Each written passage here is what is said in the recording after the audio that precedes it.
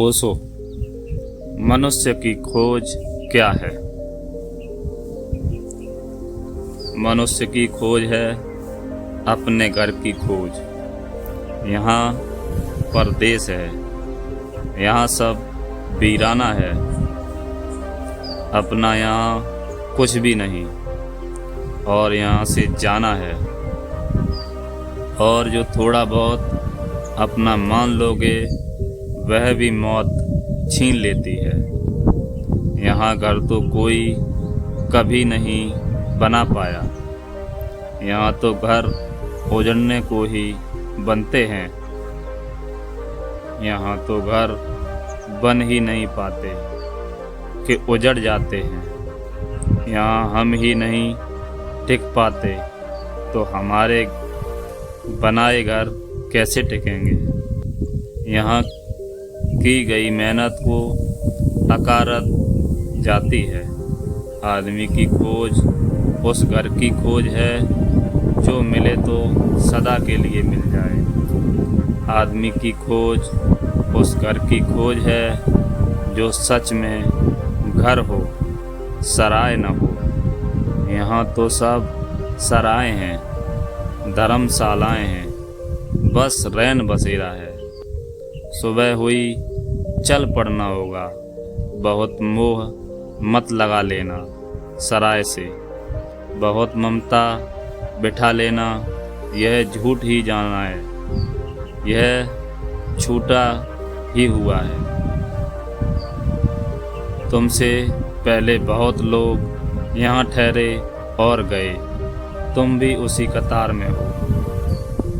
इसलिए चाहे यहाँ कितना ही धन हो, कितना ही पद हो, प्रतिष्ठा हो, फिर भी तृप्ति नहीं होती। तृप्ति यहाँ मिलती ही नहीं। तृप्ति का संसार से कोई संबंध ही नहीं है।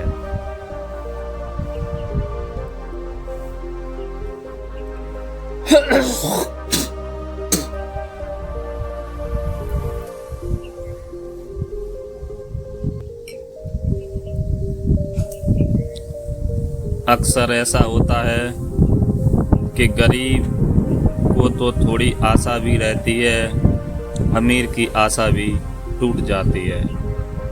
गरीब को लगता है कि एक मकान होगा अपना तो शांति होगी, थोड़ा धन संपत्ति होगी, सुविधा होगी, फिर सुख और चैन से रहेंगे। उसे यह पता ही नहीं है कि सुख चैन यहाँ हो नहीं सकता।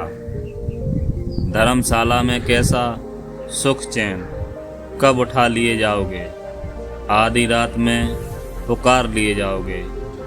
कब मौत का दूत द्वार पर खड़ा हो जाएगा और दस्तक देने लगेगा? कुछ भी तो नहीं कहा जा सकता। यहाँ चैन कैसे हो सकता है? बेचैनी यहाँ स्वाभाविक है। फिर भी गरीब को थोड़ी आशा होती है। लगता है मकान ठीक नहीं, कैसे चैन करूं? पास धन नहीं, कैसी सुखी हूँ? लेकिन अमीर तो बिल्कुल निराश हो जाता है। धन भी है, पद भी, प्रतिष्ठा भी, महल भी, साम्राज्य भी, सब है और उतना का उतना ही परदेश रत्ती भर कम नहीं हुआ। और अब तो आशा भी करनी व्यर्थ है। जिससे आशा हो सकती थी वह तो है हाथ में। तो धनी से ज़्यादा निराश कोई भी नहीं होता। जिनके पास है वे भी सुखी कहाँ हैं? जिनके पास नहीं है वो तो दुखी हैं। यह समझ में आता है। लेकिन जिनके पास है वे भी दुखी हैं, शायद और भी घने दुख में हैं। आदमी सुख की तलाश करता है, लेकिन सुख शाश्वत में ही हो सकता है। इस सूत्र पर ध्यान करना। सुख शाश्वत का लक्षण है। क्षण भंगुर में सुख नहीं हो सकता। यह जो पानी के बबूले जैसा जीवन है, इसमें तुम कितने ही भ्रम पैदा करो और कितने ही सपने देखो, सुख नहीं हो सकता। और तुम कैसे अपने को धोखा दोगे? तुम रोज देखते हो कोई चला, किसी की आरती उठी, तुम रोज देखते हो किसी की चिता जली, तुम रोज देखते हो लोगों को गिरते जो क्षण भर पहले तक ठीक थे, तुम जैसे थे, चलते थे, दौड़ते थे, वासनाओं से भरे थे, बड़ी महत्वाकांक्षाएं भी थीं और अब धूल भरी रह गई मुंह में। तुम कैसे झुठलाओगे इस सत्य को? यह इतना चारों तरफ खुदा हुआ है। इस सत्य की सब तरफ प्रामाणिकता है। रोज कोई मरता है, फूल वृक्ष से गिरता है कि फल वृक्ष से गिरता है कि आदमी पृथ्वी पर गिर जाता है। यहाँ हम भी ज़्यादा देर नहीं हो सकते। लाख अपने मन को समझाएं, लाख अपने मन को बुझाएं और कहें कि और मरते हैं, मैं थोड़े ही मरता हूँ। सदा कोई और मरता है, मैं थोड़े ही मरता हूँ। फिर मैं अपवाद हूँ, कौन जाने मैं कभी न मरूँ। मगर कैसे तुम धोखा दोगे? इतने प्रमाणों के विपरीत तुम कैसे अपने को धोखा दोगे? सारे मरघट, सारे कब्रिस्तान प्रमाण हैं इस बात के कि यह जगह घर नहीं है। जैसे ही यह ख्याल बहुत स्पष्ट हो जाता है, कांटे की तरह चुभने लगता है प्राणों में कि यह सारा घर नहीं। तब एक खोज शुरू होती है, असली घर की खोज।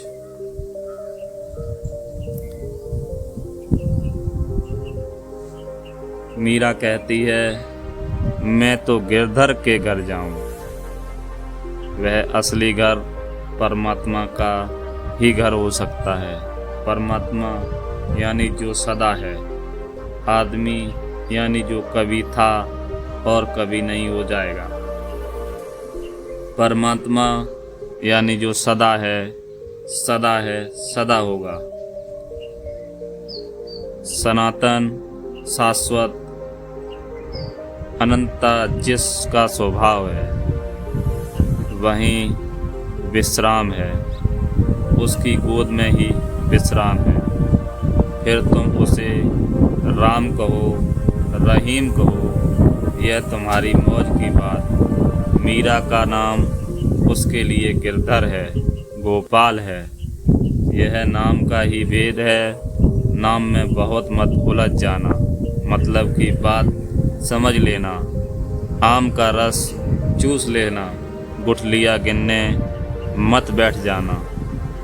तुम किस तरह से उसे पुकारते हो यह तुम्हारी मौज, मगर पुकारो। पृथ्वी से जरा आंखें ऊपर उठाओ, आकाश की तरफ, प्यारे को खोजो।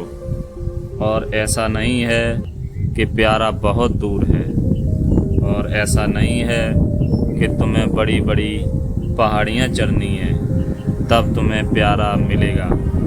मज़ा तो यह है कि प्यारा बहुत करीब है, संसार बहुत दूर है, इसलिए किसी को नहीं मिल पाता।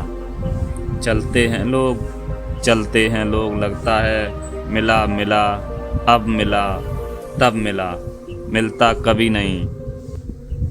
संसार कभी किसी को नहीं मिला, बस ऐसा ही लगता है जैसे दूर ज़मीन को छूता हुआ आकाश क्षितिज यह रहा।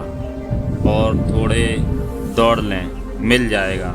लेकिन तुम जितना दौड़ते हो, क्षितिज भी उतना ही दौड़ जाता है। तुम्हारे और क्षितिज के बीच की दूरी सदा बराबर रहती है, वहीं की वहीं, एक ही अनुपात रहता है, उसमें फ़र्क नहीं पड़ता। संसार कब किसको मिला है? संसार मिलता ही नहीं। और मज़ा यह है कि संसार बड़ा पास मालूम होता है और परमात्मा पास मालूम नहीं होता और मिल सकता है, क्योंकि पास है, इतना पास है, पास से भी पास है, तुम्हारे अंतरम में बैठा है, शायद इसलिए दिखाई भी नहीं पड़ता। मछली को सागर कैसे दिखाई पड़े? उसी में पैदा होती है, उसी में लीन हो जाती है। आदमी को परमात्मा कैसे दिखाई पड़े? उसी में हम पैदा होते हैं, उसी में जीते हैं, उसी में श्वास लेते हैं, उसी में एक दिन लीन हो जाते हैं। हम उसकी ही तरंग हैं, हम उसकी ही वीणा पर उठे स्वर हैं, हम उसके ही फूल से उड़ी सुवास हैं, हम उसके ही दिए हैं कि किरण हैं। हमारा उससे तादात्म्य है, इसलिए भेद न होने के कारण देखना बहुत मुश्किल है। भेद चाहिए दृश्य और दृष्टा में, तभी देखना वो पाता है। कोई चीज़ तुम्हारी आँख में करीब ले आई जाए तो फिर तुम न देख सकोगे। और एक तो बात जानते हो कि अपनी आँख को तुम कभी नहीं देख पाते। आँख जिससे तुम सब देखते हो अपने प्रति बिल्कुल ही अपरिचित है। अगर आँख को देखना है तो दर्पण में देखना पड़ता है। दर्पण में आँख दूर हो जाती है, प्रतिबिंब बनता है, प्रतिबिंब दूर हो जाता है, मगर आँख थोड़े ही देखते हो। दर्पण में तुम आँख की छाया देखते हो। आँख को तो अपनी किसी ने भी नहीं देखा ही नहीं, क्योंकि देखना आँख की क्षमता है, इतनी करीब है कि उसको अलग कैसे रखोगे, और अलग रख दोगे तो फिर देखोगे किसके। ऐसे ही परमात्मा है, तुम्हारे चैतन्य की क्षमता है। घर बहुत दूर नहीं, शायद तुम घर की तरफ पीठ किए खड़े हो। मीरा के इन वचनों को सुनना, ये वचन तुम्हारे हृदय के भी वचन किसी दिन बने तो तुम्हारा सौभाग्य होगा। इन्हें तुम गीत, काव्य और भजन ही मत समझना। यह प्राणों की प्यास है, यह प्राणों की पुकार है। मीरा ने जो कहा है यह उसके हृदय का भाव है, यह कोई दर्शन शास्त्र नहीं है। मीरा किसी सिद्धांत को सिद्ध करने नहीं चली है और न दुनिया को कोई धर्म देने चली है। मीरा तो अपनी प्यास की अभिव्यक्ति कर रही है। इसलिए जिन लोगों को सच में ही प्यासे होना है वे मीरा का हाथ पकड़ लें, वे उसकी भाव भंगिमा में डूबें, वे उसके भाव को अपना भाव बना लें। गुनगुनाओ मीरा को, डुबकी लो उसमें।